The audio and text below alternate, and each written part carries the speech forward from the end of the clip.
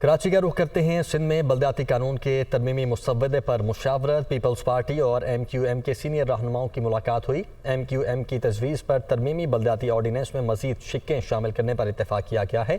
سندھ میں 9 سال بعد دوبارہ بلدیاتی آرڈیننس لانے کی تیاری۔ بلدیاتی قانون میں ترامیم اسمبلی کے بجائے آرڈیننس کے ذریعے نافذ کی جائیں گی۔ سندھ کے بلدیاتی ترمیمی آرڈیننس میں 10 سے زائد ترامیم کی گئی ہیں۔ ایم کیو ایم سے مشاورت کے بعد ترمیمی بلدیاتی آرڈیننس کا مسودہ تیار ہوا۔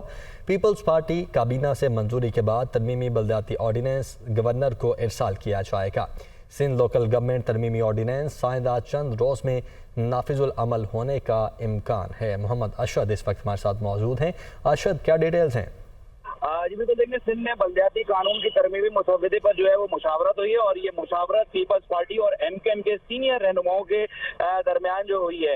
ذرائع سوالے تصدیق کرتے ہیں کہ ایم کیو ایم رہنماؤں کی تجویز پر ترمیمی بلدیاتی آرڈیننس میں مزید شقیں شامل کرنے پر جو ہے وہ اس مشاورت میں جو ہے وہ اتفاق ہوا ہے۔ سندھ میں 9 سال بعد دوبارہ بلدیاتی آرڈیننس جو ہے وہ لانے کی تیاری جو ہے وہ کی جا رہی ہے۔ بلدیاتی قانون میں ترامیم اسمبلی کے بجائے آرڈیننس کے ذریعے نافذ کی جائیں گی۔ سندھ کے بلدیاتی ترمیمی آرڈیننس میں 10 سے زائد ترامیم جو ہے وہ کی گئی ہیں۔